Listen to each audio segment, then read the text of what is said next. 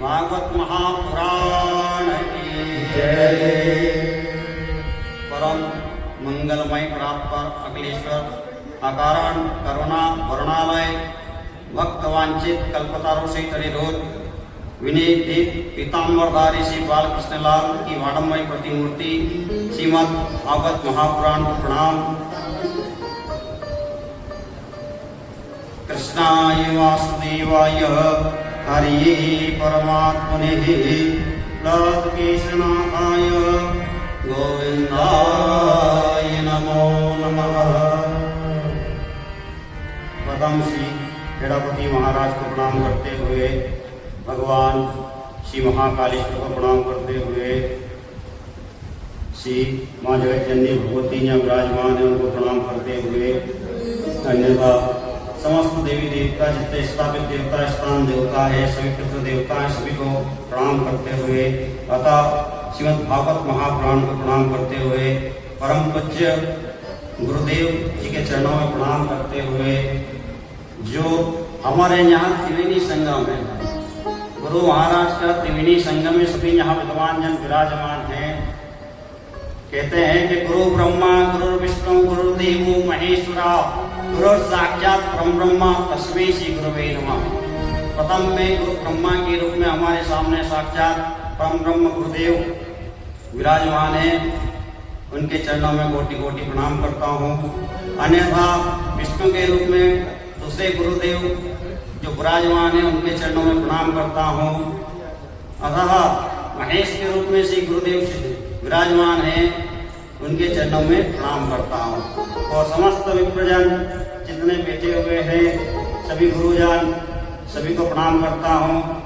और समस्त मातृशक्ति जितनी भी माताएं बहनें जितनी बैठी हुई हैं सभी को प्रणाम करता हूँ। जितने भी पुरुष वर्ग जितने बैठे हुए हैं, जो पितृ समान है, जो भाई समान है, जो नवयुवक है, सभी को प्रणाम करता हूँ।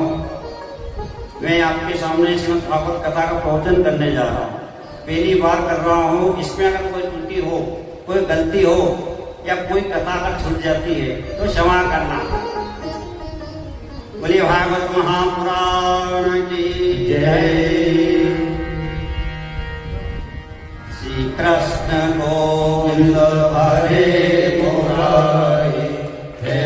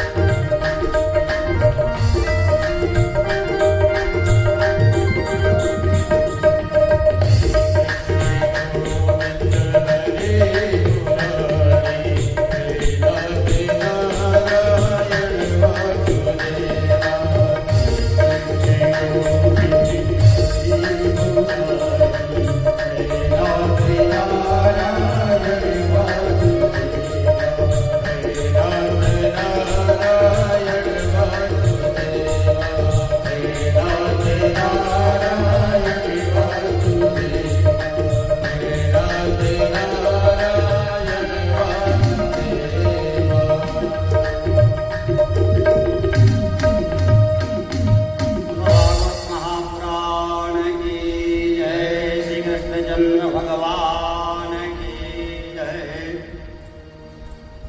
सच्चिदानंद रूपाय विश्वोत्पत्त्यादि हेतवे तापत्रय विनाशाय श्री कृष्णाय वयं नमः। भागवत के महत्व में जो पहला श्लोक है वो आपको सुनाया मैंने, जिसका तात्पर्य जीवन की 3 बातें हैं जो बहुत समझने की है। ये तीनें बातें, सत्य क्या है, चित क्या है और आनंद क्या है। सत्य का मतलब जो है जो सत्य होता है, अंत में वो ही सत्य रहेगा। सत्य अविनाशी है, जो मध्य में भी रहता है और अंत में भी रहता है, आखिरी समय में भी सत्य बचता है। जैसे हम जिस प्रकार कहते हैं कि राम नाम सत्य है, तो ये सत्य की कथा है। आखिरी शब्द भी सत्य बचता है और पहले शब्द में भी सत्य है। इसीलिए पहले जो शब्द कहा गया है सत्य, चित। अब चित जो शब्द है जो प्रकाश को कहते हैं, भगवान साक्षात प्रकाश स्वरूप है। प्रकाश का रूप ही भगवान है। जिस प्रकार से हमको किसी चीज को पढ़ना होता है, किसी किताब को पढ़ना होता है या किसी स्थान पर जाना होता है, तभी हमको प्रकाश की आवश्यकता होती है, उसी प्रकार भगवान को प्रकाश की आवश्यकता होती ही नहीं, क्योंकि वो स्वयं प्रकाशमान है। इसलिए उनका नाम दूसरा है चित। तीसरी बात आनंद। आनंद किसे कहते हैं? आनंद जो है हमारे पास में नहीं होता। आनंद कोई शब्द नहीं, आनंद कोई नाम नहीं है। आनंद जो चीज है जो ये अंदर होता है, बाहर होता ही नहीं। आनंद जो है आत्मा का बोध है। इसी से बना हुआ पूरा मंत्र है सच्चिदानंद। भगवान का नाम ही सच्चिदानंद है, जिसमें सत्य भी है, चित्त भी है और आनंद है। तो भगवान करते क्या है? विश्वोत्पत्त्यादि हेतवे, जो विश्व का पालन करते हैं, जो भगवान विश्व को रचते हैं, विश्व का पालन करते हैं, उसी को आनंद कहते हैं, सच्चिदानंद कहते हैं। जो विलासी थे, तापत्रय विनाशाय श्री कृष्णाय वयं नमः। तीनों प्रकार की तत्वों को नष्ट करने की जिनमें क्षमता है, वही परम पिता परमात्मा, वही सच्चिदानंद भगवान है। श्री कृष्णाय नमः। भागवत में तो प्रधान देव श्री कृष्ण ही है, श्री गोविंद ही है। इसलिए भागवत के महात्म्य में प्रथम श्लोक में श्री कृष्ण की वंदना की गई है। अन्यथा आदरणीय श्री सुखदेव जी महाराज की वंदना की गई है। अब आगे जो है हम उस क्षेत्र में चलते हैं जहाँ पे श्रीमद् भागवत कथा का उद्धार हुआ था। प्रथम में जहाँ भागवत कथा हुई उस नैमिषारण्य क्षेत्र में चले, जहाँ पवित्र भूमि, बड़ा पवित्र भूमि है नैमिषारण्य क्षेत्र, जहाँ अनेक संत विराजमान हैं। 28,000 ऋषि जन वहाँ पे विराजमान हैं, जिनकी बहुत बड़ी बड़ी लंबी उम्र है। किसी की उम्र हजारों वर्ष की है, किसी की उम्र जो द्वापर त्रेता सतयुग त्रेता चारों युगों से भी बड़ी हुई है, और किसी की उम्र इतनी लंबी है जो सब गृहस्थी है। किसी की उम्र इतनी लंबी चौड़ी है जो उनके सामने कई बार इंद्र बदल चुके हैं। ऐसे ऐसे गृहस्थ ऋषि वहाँ पे नैमिषारण्य क्षेत्र में विराजमान। वहाँ पे प्रातः नित्य क्रम से निवृत्त होके 28,000 ऋषि गण विराजमान हैं। वहाँ पे श्री सूर्य जी का आगमन होता है। सूर्य जी महाराज कौन है? सूर्य जी महाराज जो व्यास जी है, पारस नंदन व्यास जी हैं, जिनके शिष्य श्री सूर्य जी महाराज हैं, जिनकी उम्र 20 वर्ष की। वो अचानक से नैमिषारण्य क्षेत्र में भ्रमण करते हुए आते हैं और सभी ऋषिगण उनको देख के उनको प्रणाम करते हैं, खड़े हो जाते हैं, उनका देख के बड़ा आदर करते हैं, बड़ा स्वागत करते हैं कि आइए मुनिवर, आपका स्वागत है। सूर्य जी महाराज ये सब देखते हुए बड़े आश्चर्य में पड़ जाते हैं। कहते हैं कि मैं सबसे छोटा व्यक्ति और आप इतने बड़े बड़े संत हैं, ऋषि हैं, जो मुझे आप प्रणाम कर रहे हैं, यह मुझे अच्छा नहीं लगता। तब सभी ऋषिगण बोलते हैं कि महाराज, आप चाहे उम्र में छोटे हैं और ज्ञान में आप हमसे पढ़े। कहते हैं कि धनावृत्ति प्रवृत्ति आयुवृत्त तदेव च ते सर्वेपि ज्ञानवृत्ति च किंकरा शिष्य किंकरा।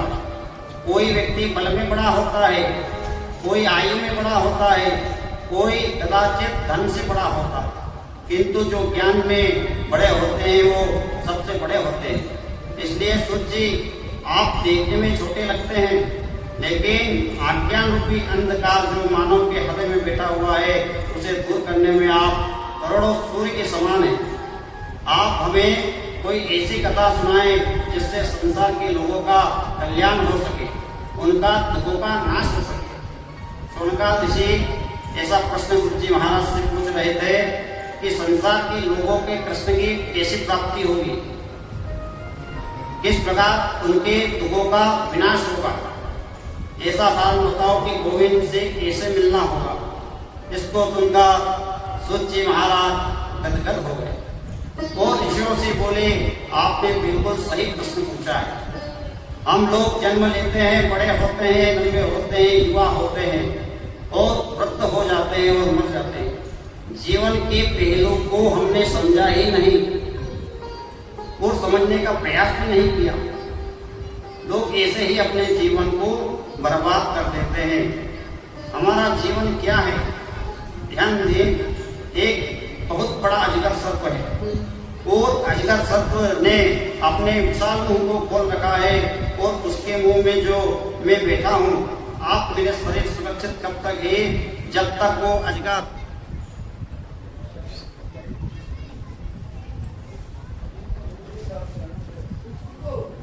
श्री कृष्णचंद्र भगवान की जय, भागवत महापुराण की जय। सैनिक ऋषि पूछते कहते हैं कि हमारा जीवन क्या है। एक बहुत बड़ा अजगर सर्प है और उस अजगर सर्प ने अपने विशाल मुंह को खोल रखा है और मैं उस अजगर के मुंह में बैठा हुआ हूँ। जब तक वो अजगर अपने मुंह को बंद नहीं कर लेता, जैसे ही मुंह बंद किया तुरंत मेरी मृत्यु हो जाएगी। ऐसा ही काल रूपी सर्प के मुंह में हम सब ग्रास बन के बैठे हुए हैं। ये मानव की सबसे बड़ी भ्रांति है कि वो चिंतन नहीं करता, भगवान का भजन नहीं करता, भगवान का कीर्तन नहीं करता, चिंतन नहीं करता। जीवन में चिंता को मिटाओ और चिंतन को बढ़ाओ। यदि मुक्ति का साधन है और अब चिंतन कैसे बढ़े, चिंता से मुक्ति कैसे मिले, ये सिखाती हमें श्रीमद् भागवत ग्रंथ। भागवत कोई किताब नहीं है, भागवत जो है मुक्ति प्रदान करने वाली है। सूत जी कहते हैं भागवत कथा श्रवण का अधिकार तो कभी कभी देवताओं को भी प्राप्त नहीं होता। एक बार देवताओं को जब पता चला कि राजा परीक्षित को शुक्रदेव भागवत रूपी अमृत पिला रहे हैं, वे अपने यहाँ से अमृत कलश को लेकर आए। शुक्रदेव से बोले, इसको अदला बदली कर लीजिए। कहते हैं एवं विनिमये जाते सुधावाक्यम प्रवीताम तपस्मोऽयं सर्व श्रीमद्भागवतम्। शुक्रदेव जी से कहते हैं कि शुक्रदेव जी ने कहा कि स्वर्ग का अमृत वो कहाँ श्रीमद् भागवत, दोनों की एक संग बराबरी कैसे हो सकती है। स्वर्ग में जाकर वहाँ की बात अमृत का पान करने से के बाद भी व्यक्ति को वापस अपना पृथ्वी पे आना पड़ता है। चाहे आप अमृत का पान कर लीजिए, उसके बाद भी मनुष्य को अमृत पान करने के उपरांत में फिर से इस भूमि पे आना पड़ता है। कहते हैं पुनरपि जननम पुनरपि मरणम पुनरपि जननी जठरे शयनम। लेकिन भागवत का पान जिसने कर लिया उसका तो आवागमन का चक्र उनसे हमेशा के लिए छूट जाता है, मिट जाता है, आवागमन की छुट्टी हो जाती है। शुक्रदेव जी ने देवताओं को अभक्त समझा और भागवत कथा अमृत का दान उनको नहीं किया। वही भागवत कथा अमृत में आप लोगों को श्रवण कराऊंगा। देवताओं ने जब ब्रह्मा जी से शिकायत की, वो ब्रह्मा ने तराजू लेकर तोलना शुरू किया। एक पलड़े एक पलड़े पर दुनिया के समस्त साधनों को रखा और दूसरे पलड़े पर केवल श्रीमद् भागवत जी का विराजमान किया। लघु न्यान्यानि जातानि गौरवेण कामः तदा ऋषि गणा सर्वे विषम परमं एव। भागवत का पलड़ा नीचे हो गया और समस्त पल्ले जो धर्म संस्कारों के हैं वे ऊपर को उड़ गए। वजन जिसमें होगा वही तो नीचे जाएगा। ब्रह्मा जी ने कहा देवताओं ने से कि श्रीमद् भागवत कोई किताब नहीं है, श्रीमद् भागवत साक्षात भगवान श्री कृष्ण की वर्णमयी मूर्ति है, साक्षात श्रीमद् भागवत है। इसे श्रवण करने से जीवन धन्य हो जाता है। नारद जी ने जन जन में इसका प्रचार करने के लिए अपने पिता ब्रह्मा जी से इसका अध्ययन किया, लेकिन सप्ताह श्रवण की विधि क्या है ये तो नारद ने सनत कुमारों से सुना था। सोनकादि ऋषि बोले हमने तो सुना है कि सनत कुमार ज्यादा घूमते नहीं और नारद जी कभी एक जगह बैठते नहीं। यह प्रसिद्ध है, नारद जी हमेशा भ्रमण करते रहते हैं। अब सनत कुमार तो ऐसे संत हैं जो कभी घूमते नहीं और नारद जी ऐसे हैं जो एक जगह कभी बैठते नहीं। तो नारद जी ने एक जगह बैठकर 7 दिन तक संत कुमारों से भागवत कैसे सुनी। सूत जी कहते हैं एक बार देवर्षि नारद बड़ी तीव्र गति से दौड़ते जा रहे थे तो बद्री धाम में विराजमान चारों भाई संत कुमार जी चारों भाई नारद को देखा और पूछा कथम ब्रह्मा दिनम मोघम कितो चिंतो पुरो भव पदीया भक्ति पुत्रम पुत्र चागमनम तवः। नारद जी क्या बात है, आप कुछ उदास लगते हैं। हमने तो सुना है कोई चिंता कोई कितना भी रोता हो कितना भी निराश हो गया हो किंतु नारद का उसे दर्शन हो जाए तो वो मुस्कुराने लगता है। और आज आप जैसे संत स्वयं दुखी। नारद जी संत कुमारों के चरणों में प्रणाम करते हुए बोले अहम दो पदवी यातो व्यात्वं सर्वोत्तमामिति पुष्करं च प्रयागं च काशी गोदावरी। नारद जी कहते हैं कि मैं पृथ्वी पर आया, पृथ्वी को सर्वश्रेष्ठ समझता हूँ। यहाँ आया, हरि क्षेत्र में गया, कुरुक्षेत्र में गया, चेतुवन में गया, रामेश्वर में गया। मैं सत्य कहता हूँ सनत कुमार जी मुझे कहीं भी शांति नहीं मिली। पृथ्वी पर ना कोई सत्य बोलता है ना कोई सत्य बोलता है। लोगों की तो ऐसी बुद्धि हो गई है, कईयों ने ऐसे बिगाड़ दिया है कि एक बार कोई भी सत्य अगर बोल दे तो ऐसा समझता है कि हरिश्चंद्र के बाद में अपना ही नंबर है। ना यहाँ कोई दान करता है ना कोई धर्म करता है, सब कलयुग के घास बने हुए हैं, सब झूठ पे झूठ बोलते जा रहे हैं, सत्य कहीं बचा नहीं है। फिर मैं घर घर गया, हर क्षेत्र में गया, हर तीर्थ में गया, जहाँ भी गया मेरे को ऐसा लगा कि सब आसक्ति भाषी लोग रहते हैं, कहीं भी मेरे मन को शांति का अनुभव नहीं हुआ है। संतगण जो है बड़ों का सम्मान समाप्त हो गया है, ब्राह्मणों का सम्मान समाप्त हो गया है, गायों का सम्मान समाप्त हो गया है और संतों का भी सम्मान समाप्त हो गया। अब तो घर में जो नई बहू रहती है उसके चलने लगती है। अब तो दादा बाबा की कौन पूछे। कहते हैं तरुणी प्रवता के ही साल को बुद्धदायका कन्या विघ्नो लोभा धाम बंदी कलंकिनः।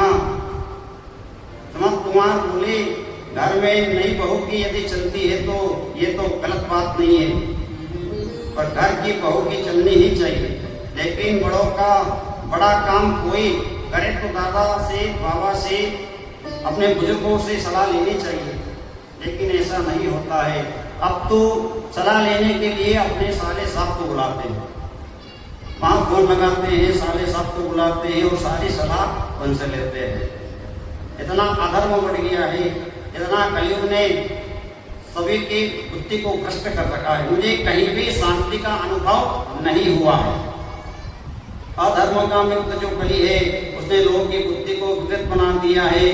लेकिन मैं जब से धाम वृंदावन में आया वहां एक कौतुक देखा। एक युवती के पास दो पुरुष मूर्छित अवस्था में पड़े, वह स्त्री चारों ओर देख रही थी। उसने मुझे नारद जी को देखा, कहते हैं वो चारुश्रम तिष्ठम। और स्त्री ने जैसे ही मुझे देखा, मुझे देख के वो तुरंत खड़ी हो गई और मुझे प्रणाम करने लगी। कहती है महाराज जी थोड़ा क्षण भर ठहर जाइए, आप जैसे महात्माओं का बड़े भाग्य से दर्शन होते हैं। आप जैसे संत महापुरुष का बहुत बड़े भाग्यों से दर्शन होते हैं। कहीं पुण्य के जन्म उदय होता है तभी आप जैसे संत महापुरुषों का दर्शन होता है। ऐसे कहने लगी। नारद जी जैसे ही उसके पास गए, उससे पूछा कि देवी आप कौन हो, कहाँ से आई हो, आपका नाम क्या है और ये दो वृत्त पड़े हुए ये कौन है, आप कृपा करके मुझे बताएं। तब वह युवती बोली, मैं द्रविड़ देश में उत्पन्न हुई, कर्नाटक में कहीं पली बड़ी, गुजरात में कहीं मुझे बुढ़ापे ने आ घेरा और जैसे ही श्रीधाम वृंदावन में आई मैं वापस से तरुणी हो गई, वापस से सुंदर स्त्री बन गई। मैं, मेरा नाम भक्ति है। और ये दो जो वृत्त मेरे पास में पड़े हुए हैं, ये जो मेरे पुत्र है, एक का नाम है ज्ञान और एक का नाम है वैराग्य। और जो ये आसपास जितनी स्त्रियां बैठी हुई है, ये सारी गंगा जमुना आदि नदियां विराजमान है। और मैं देखो कलयुग के दास से मैं इतनी दुखी हो रही हूँ नारद जी, महात्मा जी, कि जो मेरे पुत्र हैं जो वृद्धावस्था में हैं और मैं जो है युवा अवस्था में। कैसी विडंबना की बात है कि माता युवा है और पुत्र जो है वृद्धावस्था में। नारद जी देख के चकित रह गए। नारद जी ने कहा कि ये कैसे हुआ, कि कलयुग के प्रभाव से हो गया। यहाँ सब अधर्मी लोग रहते हैं, यहाँ धर्म कहीं बचा नहीं है, किसी के मन में भक्ति बची नहीं है, भाव बचा नहीं है, इसलिए मेरी ये वृद्धावस्था हो रही है। कृपया करके मेरे इस दुखों का विनाश कीजिए। नारद जी जैसे ही देखा उन वृद्धों को उठाने का कोशिश करने लगे, उनको अपने हाथों से स्पर्श करके उनको उठाने लगे, कहने लगे तो ज्ञान वो वैराग्य जल्दी उठ जाओ, पर वो उठ नहीं पाए। उनकी इतनी व्यवस्था बन गई थी, इतनी वृद्धावस्था आ गई थी जो कि वो उठ नहीं पाए आलस्य के कारण। कलयुग ने उनको ऐसा जर्जर बना दिया था कि वो उठ ही नहीं पा रहे थे। तब जाके नारद जी ने उनको बहुत उठाने का प्रयास किया। नारद जी ने उनके बुढ़ापे को दूर करने के लिए उनको एक शंख ध्वनि सुनाई। शंख ध्वनि सुनाते हैं नारद जी उनके कान में, फिर भी वो नहीं उठ पाते हैं। उसके बाद में नारद जी ने उनको गीता का उपदेश सुनाया, गीता सुनाई, फिर भी नहीं उठ पाए। फिर उन्होंने वेदों के मंत्र सुनाए तो भी नहीं उठ पाए। नारद जी ने बहुत प्रयास किया उठाने का, पर फिर भी नहीं उठ पाए। नारद जी सोचने लगे अब कैसे इनको जागृत करें, कैसे इनको उठाएं। इतने में एक आकाशवाणी होती है। आकाशवाणी कहती है कि आप जो है भक्ति और ज्ञान वैराग्य का दुखों का निवारण करना चाहते हो तो नारद जी आप कोई सत्कर्म करो। ऐसा कह के वो आकाशवाणी समाप्त हो जाती है। नारद जी चिंता में पड़ जाते हैं, कहते हैं कि अब मुझे क्या करना चाहिए, इनके लिए कोई तप करो, ये सत्कर्म कौन सा है, ये सत्कर्म कौन सा करो। वो सत्कर्म के चक्कर में नारद जी हर जगह हर क्षेत्र में वापस फिर से जाते हैं। जहां जहां गए हर संतों से मिले, सभी संतों से पूछते हैं कि महाराज ज्ञान भक्ति की दुखों का निवारण कैसे होगा। एक आकाशवाणी हुई थी, आकाशवाणी ने मुझे ये सतर्क करा है, मुझे ये बताया है कि भक्ति का दुख दूर करने के लिए कोई सत्कर्म करो। और सत्कर्म कौन सा है। कोई संत मना करते थे, कोई संत इधर से उधर मुंह फेर लेते थे, कोई उनको बात का जवाब नहीं देता। जय जय नारायण नारायण हरि हरि, जय जय नारायण नारायण